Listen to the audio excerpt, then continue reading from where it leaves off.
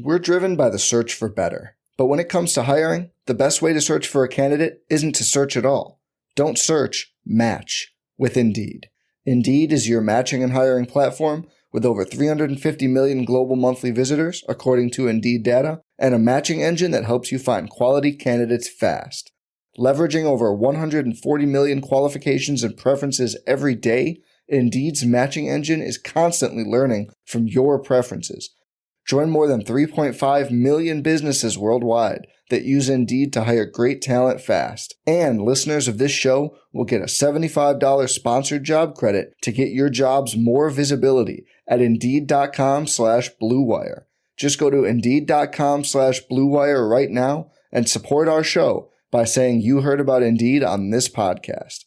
Indeed.com/Blue Wire. Terms and conditions apply. Need to hire? You need Indeed.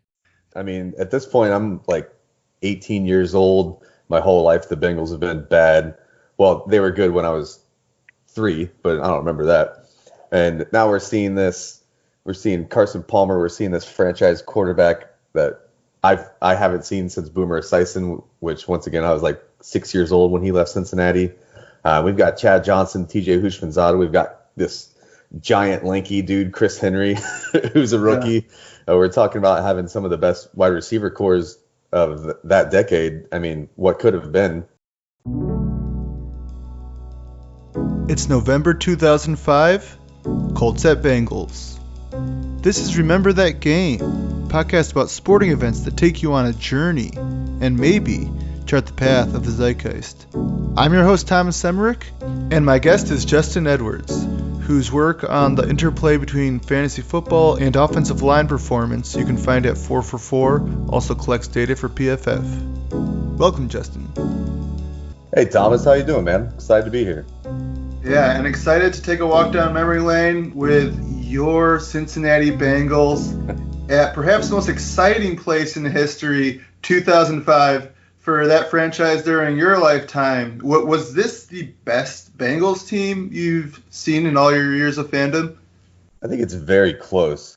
It could be that 2015 team that also got smashed in the playoffs by the Steelers, but this is right up there for sure.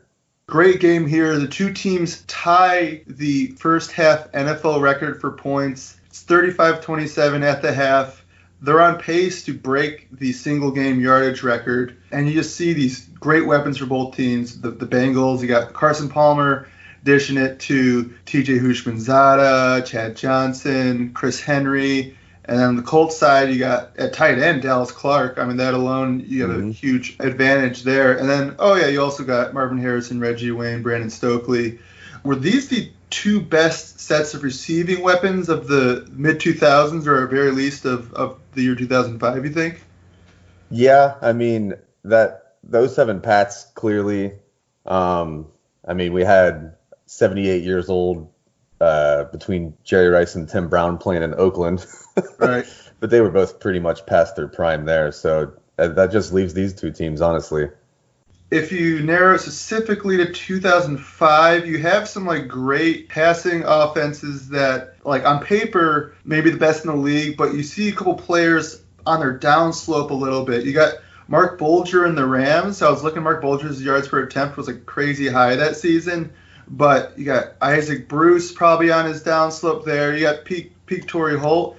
Marshall Faulk there, but he's also in the downslopes. Maybe specifically 2005, they're not up there. You got Patriots in that weird period where Brady's still playing great, but receiving options 05 and eventually 06, it fells the Patriots in the playoffs before they in 07 really retooled the receivers there. Cardinals, you have a young Anquan Bolden, Larry Fitzgerald combo. Nothing really outside of that, but they're in contention there. And then Eli Manning has some interesting weapons with Plaxico Burress, Jeremy Shockey. You got Tiki Barber out of the backfield, and Amani Toomer, aging, but still, I wouldn't say quite over the hill yet. Those are the ones I would say are in contention, but I would really give it to this Colts-Bengals matchup of trios there.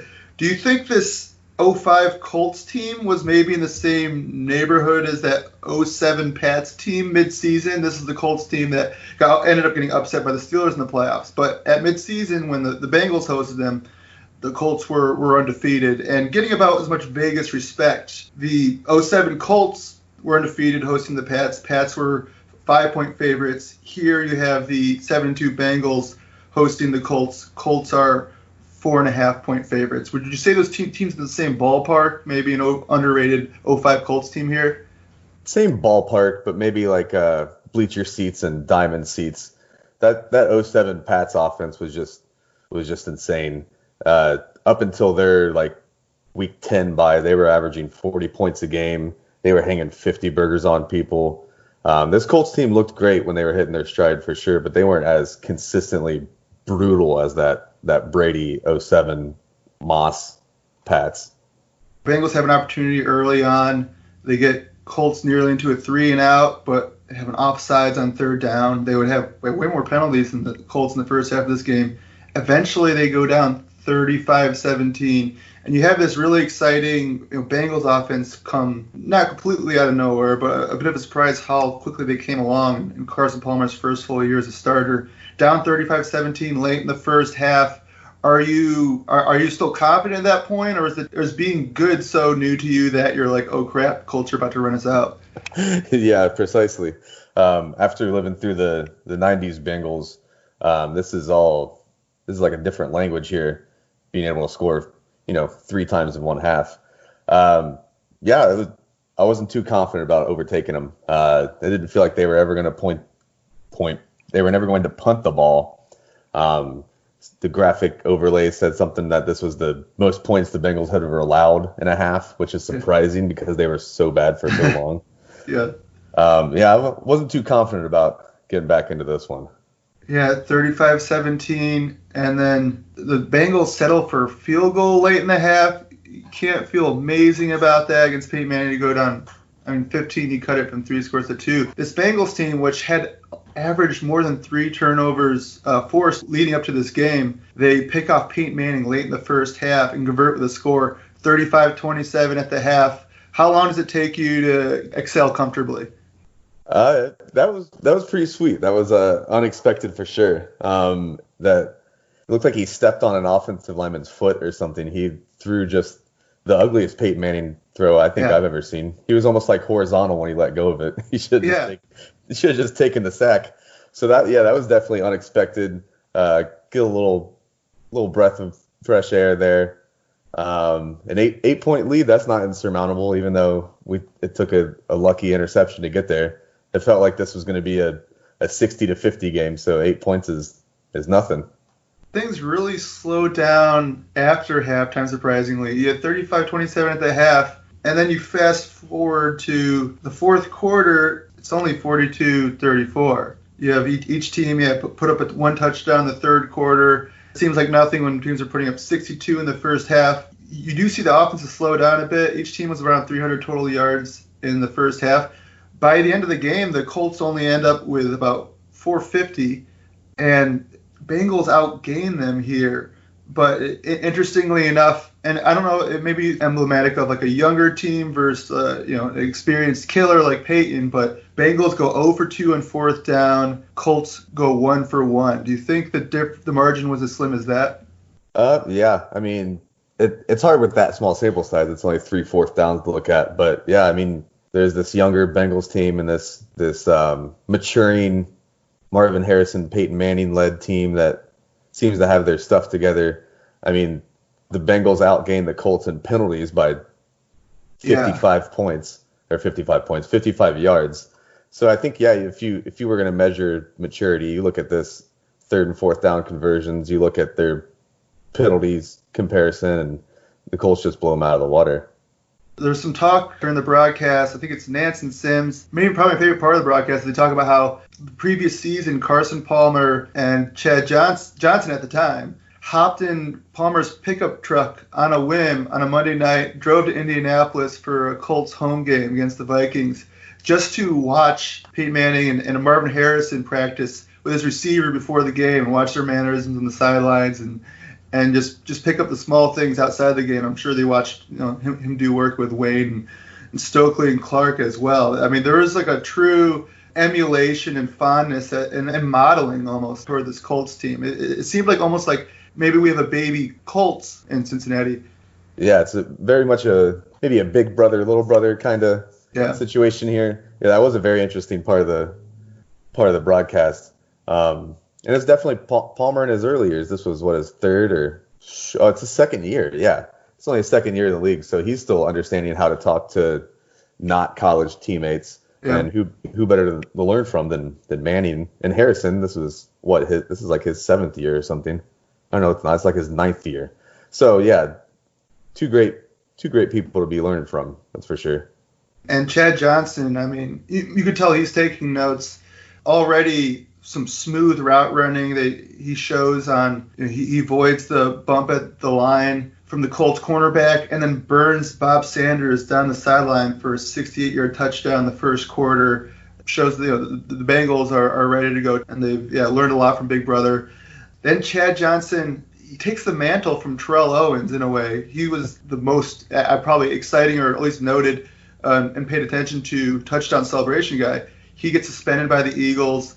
Chad Johnson does a faux marriage proposal to a cheerleader on the sideline, and then holds up a whiteboard that says, "T.O., I got you, baby." There's just a lot of emulation with this Bengals team for the more established players in the league. Oh, yeah, for sure. I think Chad Johnson, Ocho Cinco, he was the impetus for that celebration band that came the year following this. Right. That lasted 11, 12 years. Yeah, I mean, he earned it, though.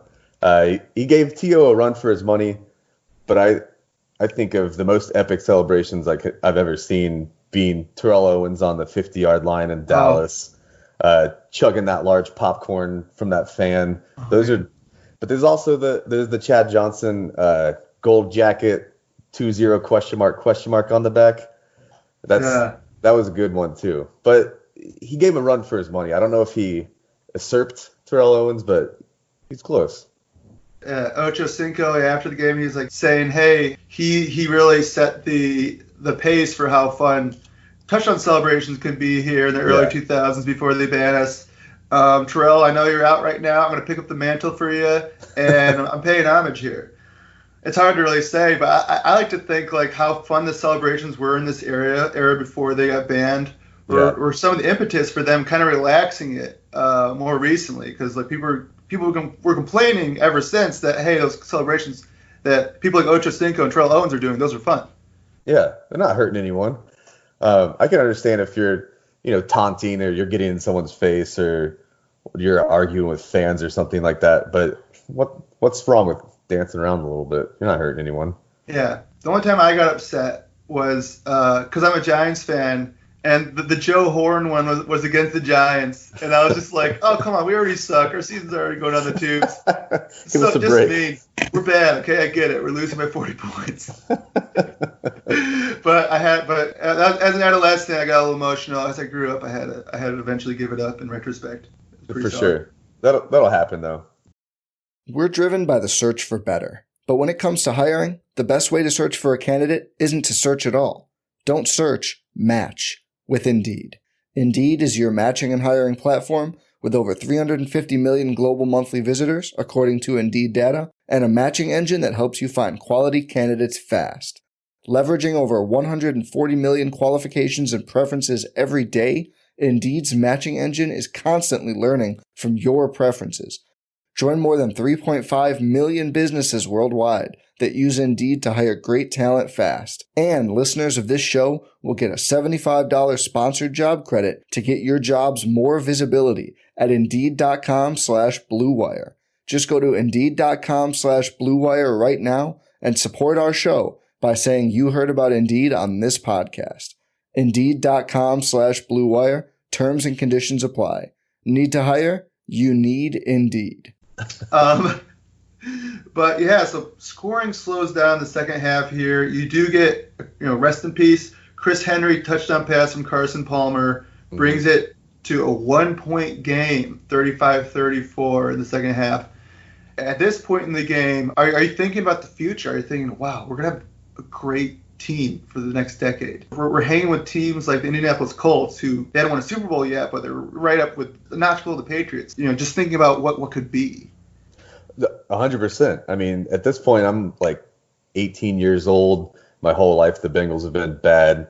Well, they were good when I was 3, but I don't remember that. And now we're seeing this. We're seeing Carson Palmer. We're seeing this franchise quarterback that I haven't seen since Boomer Esiason, which once again I was like 6 years old when he left Cincinnati.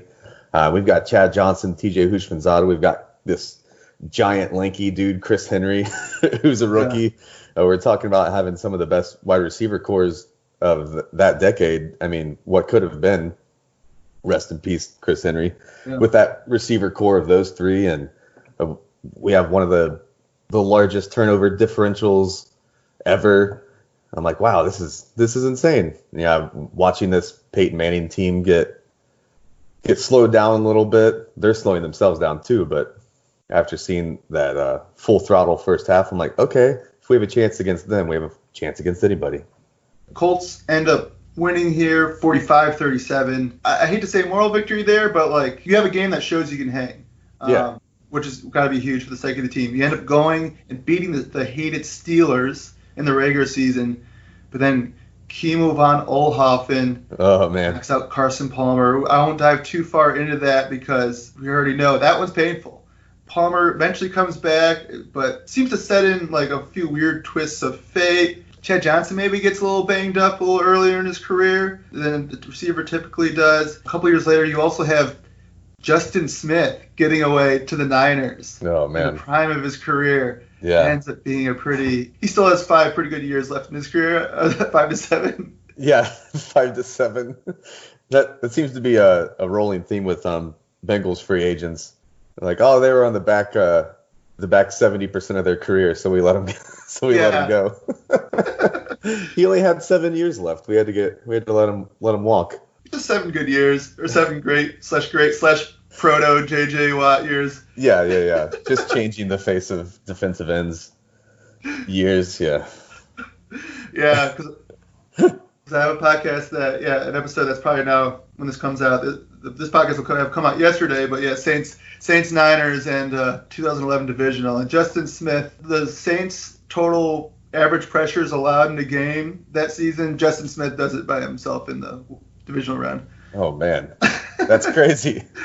He has like 10 pressures on Drew Brees. Both the Colts and Bengals, perhaps under emphasized parts of their success in the mid 2000s. There, maybe the 2 best offensive lines outside of Kansas City, probably a real stacked unit there. While Colts and Bengals, you have the same 5 coming back year to year, and no major weak links, pretty high ceilings on like their best players. But you got Willie Anderson, 3-time All-Pro. Mm-hmm. Levi Jones, Eric Steinbach. PFF was grading 05, but like in the next couple of years, they did grade out pretty well. Mm-hmm. And Rich Brom and Bobby Williams coming back year to year. And then on the Colts side, you have Tariq Glenn, Ryan Lilja, Jeff Saturday, one of the most well-regarded centers of all time, and Jake Scott and Ryan Diem. Each team, you have a great sense of continuity there that probably goes like underemphasized when you talk about those 2 great offenses in the mid-2000s. Right, yeah, absolutely. This was still, I wouldn't say peak, but this is still prime Willie Anderson. I mean, he was one of the best tackles for almost a decade in the league, which is difficult to do. We don't see that too often. That's Joe Thomas level rarefied air, Joe Staley, those kind of guys. Clearly Saturday, he still had tons of years left as a great center. Looking through the rosters in 05, I mean, they both have a good argument for best in the league. They're probably just behind the Chiefs with Waters, Rofe, Shields. Mm-hmm. Those next 2, I think you can argue, as good a shot at the number 2 slot as any. 2 really well-rounded offenses, 2 defenses that could force turnovers and the play was a little more up and down. The Colts got the upside of that play the following season with and Bob Sanders staying healthy, getting Defensive Player of the Year. Yeah, when I was looking at the YouTube comment thread for this game, which was pretty interesting, I was looking at the NFL Throwback, the full game that someone keeps posting these great random full games, and those are fun. And then NFL Throwback also posts like a package, like 12-minute version of some kind of under the radar games that are really cool too. And on that one, there's a bunch of good comments, but the longest thread, like reply thread by a mile with like 50 comments, it devolves into just the Peyton versus Brady debate. Shake my head. It's everywhere. I found I found a different playback, and it was still like, this game is proof why Brady was better than Peyton. Oh my God. Your opinion is wrong. If the game was solely measured on stats, Peyton is way better than Brady. Oh gosh. What is happening? Like this. Yeah. One of those teams isn't even playing. We've had some version of the same argument for 20 years. Can we give it a rest to enjoy the 05 Bengals for a second? Exactly. Well, at least the second highest replied comment is, this is the game when Chad asked that cheerleader to marry him. Oh yes. So at least we got that. Ocho comes out with a whiteboard, great sign. Jim Nantz seems to relish, like multiple times he comes back to it, and he puts emphasis on the word attention. He's like, always the center of attention. And I'm like, oh my God, just relax a little bit.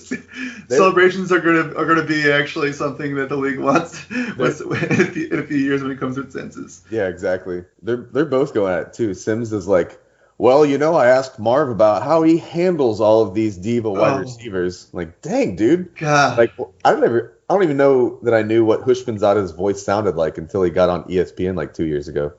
I don't know how much of a diva TJ Housh was. Yeah, this is 10 games into a Bengals season when they haven't made the playoffs in like a decade plus. Yeah, like no one knows who these players are. They're not divas. Yeah. Not yet. Anyways, they don't know them yet. Your YouTube comment thread is being terrorized by the people wanting to have the Brady Peyton debate again. I imagine the Bengals fans just watching the Colts and Patriots win over and over again. Well, you're continually snake bit and probably makes you root against them a little more. I don't know, but I imagine the most hated rival, especially after 2005, is the Pittsburgh Steelers. Oh, it's always the Steelers. It'll always be the Steelers. At the time of this game, I was definitely a more hateful person than I am now. I could care less now. I mean, I'm a Bengals fan, but I don't root against teams unless they have players that I don't particularly enjoy, like Ben Roethlisberger. But if it weren't for him being on that team, I wouldn't loathe the Steelers. But at that point, oh man, I hated this team. I hated Hines Ward smiling. Or was that wasn't even back then, was it? Yeah, it had to have been. Yeah. I hated this damn team. The team that won the Super Bowl with that year, I was like, well, at least they had some a great pair of receivers like Hines Ward and Plaxico Burress. And I was like, oh yeah, Plaxico was already gone. It was like Antoine Randall was the number 2. And I was like, oh yeah. And it was like Cedric Wilson had a bunch of catches. So I kind of remembered, not really. I don't even remember that name, honestly.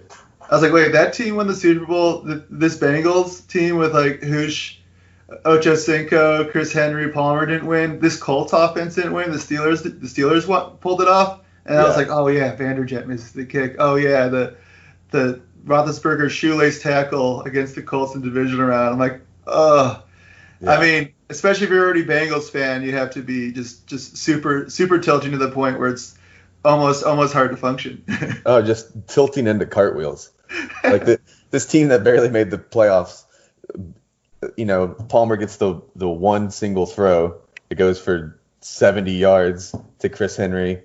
It was an ACL or MCL that Kimo von Oelhoffman rolled over and tore, and then they win the damn Super Bowl. Oh my gosh.